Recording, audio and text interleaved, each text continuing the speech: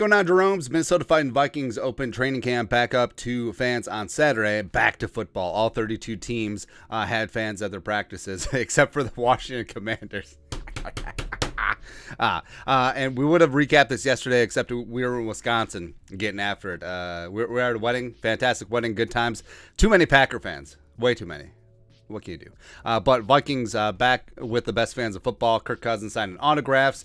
Then also Harrison Phillips chucking some bowels into the crowd. Love to see it, man. But the headline and the highlight was the bit of odd request. So on the video board, they put up this big message from Star Tribune. A note to Vikings fans coming out to training camp. The team and coach Kevin O'Connell have asked no cell phone videos of on-field plays be posted to social media, calling it a competitive disadvantage. More on the first-time request, blah, blah, blah, blah, blah. So up close personal. Vikings fans, please help our team, not the opponents, and refrain from taking videos of practice. So there's a couple of things here. Number one, it is the team's prerogative, right? And you would think that, hey, fans taking video of some plays, especially in full team drills, 11 on 11s, maybe some opposing teams could see that on social media and then glean what the Vikings are going to do. Because right now, especially week one against the greasy grimy Green Bay Packers, we really don't know what the Vikings offense is going to look like. Is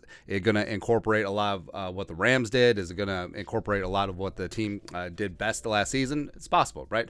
But I don't know, man. I'm of two minds. Number one, I understand the team's point of view. Number two, it comes off as really paranoid, and teams that routinely do this, like the Bears, are famously, they're very tough on the on team practices, especially the journalists. Like, they're not even allowed to put out photos of practices. It's kind of ridiculous, but it also it's like dealing with a toddler. It's like if you tell a toddler not to do something, it's like, hey, don't put your finger in that light socket. The first thing the toddler wants to do is like, there you go. So just all over social media, there was so the number of videos you would see from like an average training camp practice, say like when Zimmer was in charge, say, well, that's X. Probably saw about 10X.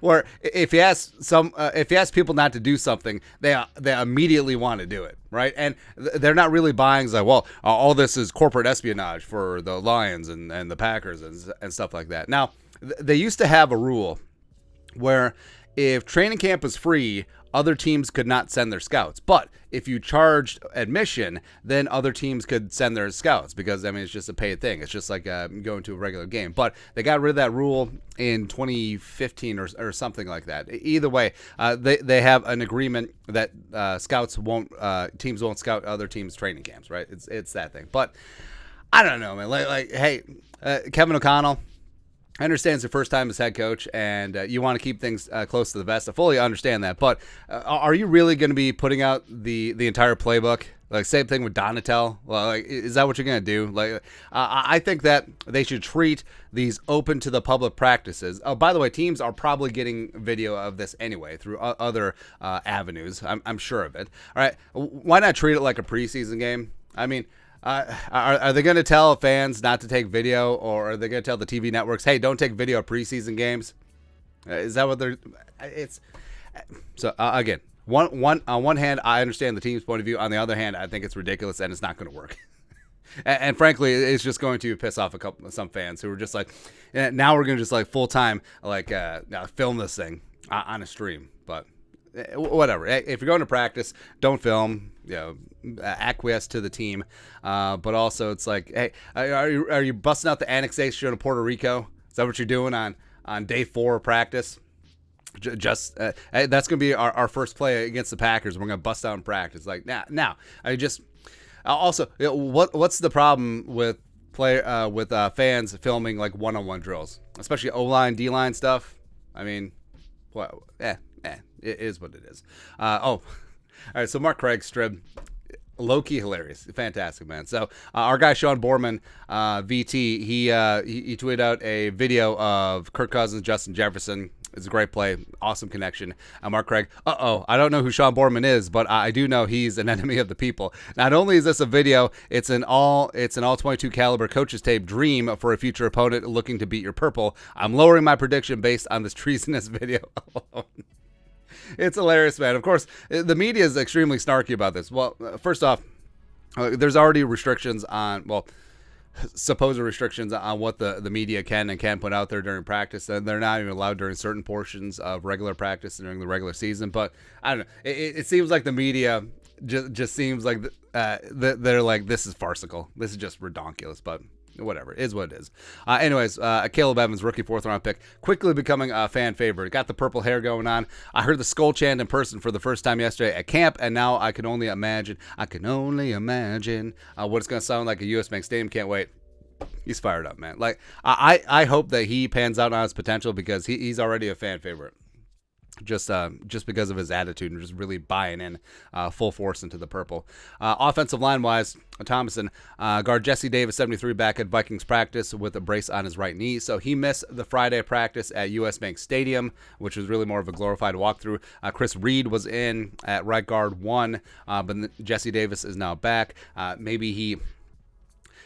Zimmer ruined the word tweak. I mean, that's what sucks, because tweak is such a good word for these minor nicks and bruises that guys get.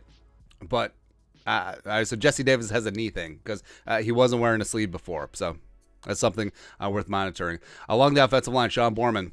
Let's see here. Mannion running second team offense before Mon. They've been flip flopping back and forth sometime, and it's not from drill to drill or drive to drive. It's, hey, today Sean Mannion, your QB2. Next day, Kelman, your QB2, and they've been rotating back and forth. So, beep, pop, up, a boop in the rotation. Monday, first day of padded practices, should be Kelman at QB2. Offensive line for the twos, left to right, Brandel, Chris Reed, Austin Schlottman coming over from the Broncos, Ed Ingram. And then you got Olisimaka Udo at the right tackle spot. Now, I love Blake Brandel. I think that he has a chance to be the swing tackle. Chris Reed. They've worked Chris Reed at backup center. He's now second team left guard. He was first team right guard in place of Jesse Davis on Friday. So it does seem like they're preparing Chris Reed to be that utility swing offensive lineman, a.k.a. the new Brett Jones. Austin Schlottman. I've said before, I think Schlottman may have a chance to roster, just given his familiarity with Curtis Motkins, the new run game coordinator coming from the Broncos, as well as Chris Cooper and Justin Riscotti, both the offensive line coaches. Ed Ingram, rookie, interesting, sliding in at right guard. And then you got Oli Udo, who... All right, so Oli Udo was bad last year at right guard. He was bad at left tackle, but he came into the league as a right tackle. And I think that he can provide some value in that spot. That's where he played exclusively at Elan. So maybe there. You'll notice that Wyatt Davis not getting in with the ones or the twos. Maybe over. Who knows? Jesse Davis, first team right guard. Ed Ingram, second team right guard. Our guys, Vikings insider here. Blah blah blah. Yeah, talking about Chris Reed as the new Brett Jones. That's right. Borman. I've never seen this many slant routes at Vikings practice. Now, the team could be like, Borman, you're giving out all our secrets. We're running slants in the West Coast offense. But either way, getting rid of the football quickly and allowing guys to make a run after the catch, especially Justin Jefferson. Like, Jefferson hitting a slant route, I saw it a lot at LSU, just working from the side. Joe Burrow quickly right across the middle. So that would be something beautiful. As well as Thielen.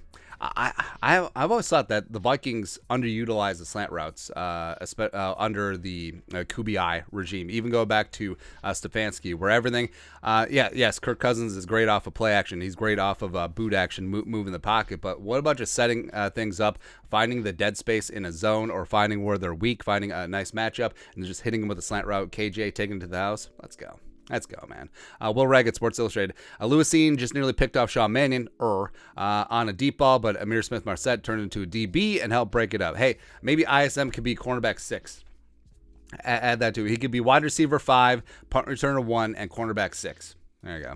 And then, so Cameron Bynum had himself a day. Like, Cameron Bynum was like the crypto market. It's like up, down, up. Ekstrom.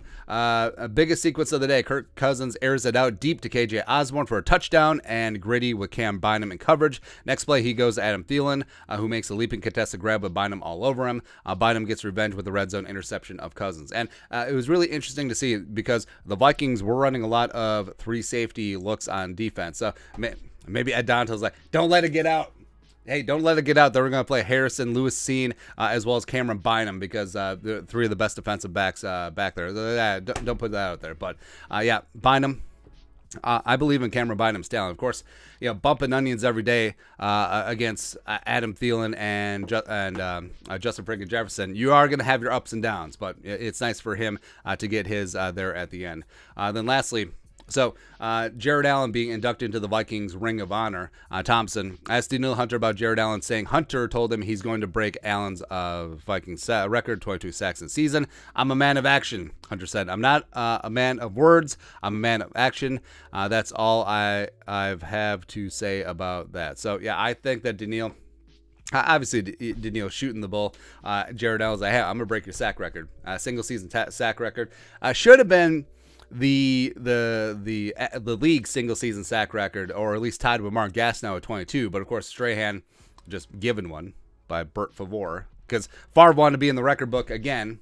It's just ridiculous. But I do think that Danielle staying healthy and the fact that they're going to move him around to probe for weaknesses along the offensive protection, I think that he has a chance to absolutely blow up, man. Especially if and when you have a healthy Zadarius Smith across from him, you can't double team them both. Just getting after it. So, yeah, I do have high hopes for Danielle. But, yeah, that's it.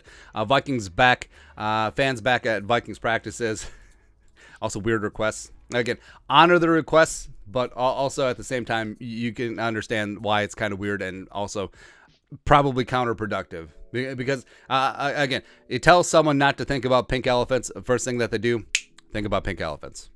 What's going to happen, man. But let us know your thoughts on our thoughts. Vikings back at it. Let us know in the comment section below. Subscribe for daily Vikings takes. Want to support the work? Put a little something in the Venmo. But till next time, Skull Production Value.